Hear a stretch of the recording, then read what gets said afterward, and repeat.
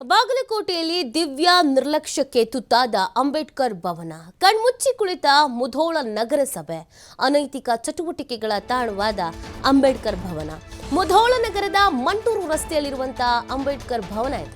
1998ರಲ್ಲಿ ನಿರ್ಮಾಣವಾಗಿದ್ದಂಥ ಅಂಬೇಡ್ಕರ್ ಭವನ ನಿರ್ವಹಣೆ ಇಲ್ಲದೆ ಕಸದ ಅಡ್ಡೆ ಆಗೋಗ್ಬಿಟ್ಟಿದೆ ಅಂಬೇಡ್ಕರ್ ಭವನ.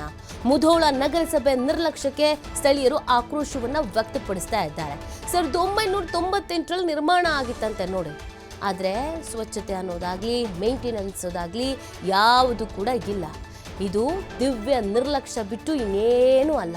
ಅಂಬೇಡ್ಕರ್ ಭವನ ಕಣ್ಮುಚ್ಚಿ ಕುಳಿತಂತ ಮುಧೋಳ ನಗರಸಭೆ ಅನೈತಿಕ ಚಟುವಟಿಕೆಗಳ ತಾಣವಾದ ಅಂಬೇಡ್ಕರ್ ಭವನ. ಮುಧೋಳ ನಗರಸಭೆ ಏನು ಮಾಡ್ತಾ ಇದೆ ಅನ್ನೋದು ಪ್ರಶ್ನೆ. ಏನು ನಡಿಬಾರ್ದು ಅದೆಲ್ಲ ನಡೀತಾ ಇದ್ರೂ ಕೂಡ ಯಾವುದೇ ರೀತಿಯಾದಂತೆ ಕ್ರಮವನ್ನು ಕೈಗೊಳ್ತಾ ಇಲ್ಲ. ನೋಡಿ, ಅಲ್ಲಿನ ದೃಶ್ಯಗಳನ್ನು ನೀವು ಗಮನಿಸ್ತಾ ಇದ್ದೀರಾ. ಮುಧೋಳ ನಗರದ ಮಂಟೂರು ರಸ್ತೆಯಲ್ಲಿ ಈ ಅಂಬೇಡ್ಕರ್ ಭವನ ಇದೆ. ಬಟ್ ಯಾವ ಥರದ ಪರಿಸ್ಥಿತಿಯಲ್ಲಿ ಇದೆ ಅನ್ನೋದನ್ನು ನೀವು ನೋಡ್ತಾ ಇದ್ದ ಹಾಗೇನೆ ಗೊತ್ತಾಗ್ತಾ ಇದೆ. ಅಂಬೇಡ್ಕರ್ ಭವನ ನಿರ್ವಹಣೆ ಮಾಡಬೇಕಾಗಿತ್ತು, ಆದರೆ ಮಾಡುವ ಗೋಜಿಗೆ ಹೋಗಿಲ್ಲ. ಹಾಗಿದ್ರೆ ಇದು ನಿರ್ಲಕ್ಷ್ಯ ಅಲ್ಲದೆ ಇನ್ನೇನಂತ ಹೇಳಬೇಕು? ನಗರಸಭೆಗೆ ಇದೆಲ್ಲ ಕಾಣಿಸದೇ ಇಲ್ವಾ? ನಗರಸಭೆಯಲ್ಲಿ ಯಾರು ಇಲ್ವೇ ಇಲ್ವಾ? ಅಥವಾ ಕಣ್ಣಿದ್ದು ಕಣ್ಮುಚ್ಚಿ ಕುಳಿತಿದ್ದಾರಾ? ಅಥವಾ ಇದಕ್ಕೂ ನಮಗೂ ಸಂಬಂಧ ಇಲ್ಲ, ನಾವ್ಯಾಕೆ ಮಾಡಬೇಕು ಅಂತಾನ? ಕೋಟಿ ಕೋಟಿ ಅನುದಾನ ಬಿಡುಗಡೆ ಆಗಿ ಇದೆಲ್ಲ ನಿರ್ಮಾಣ ಆಗಿರುತ್ತೆ ಅಲ್ವಾ? ಅದೆಲ್ಲ ದುಡ್ಡಲ್ವಾ? ಯಾರಾದರೂ ಮನೆಯಿಂದ ತಂದು ಹಾಕಿರ್ತೀರಾ? ಇಲ್ಲ ತಾನೆ. ಇಷ್ಟೆಲ್ಲ ಕೋಟಿ ಕೋಟಿ ಖರ್ಚಾಗಿ ನಿರ್ಮಾಣ ಆಗಿದೆ ಅಂತ ಅಂದಮೇಲೆ ಅದರ ನಿರ್ವಹಣೆ ಯಾರ ಹೊಣೆ?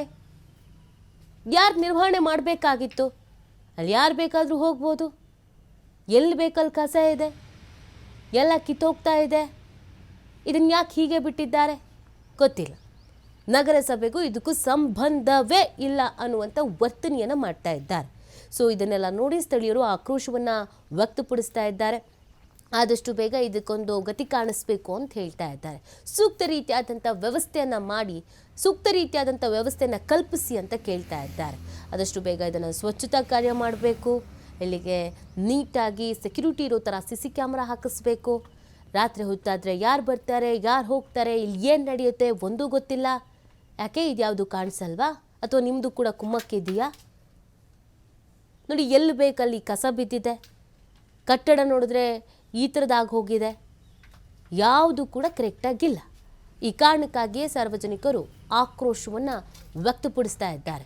ಅನೈತಿಕ ಚಟುವಟಿಕೆಗಳ ತಾಣ ಆಗ್ತಾ ಇದೆ ಅಂಬೇಡ್ಕರ್ ಭವನ ಅಂತ ಅಸಮಾಧಾನವನ್ನು ವ್ಯಕ್ತಪಡಿಸ್ತಾ ಇದ್ದಾರೆ.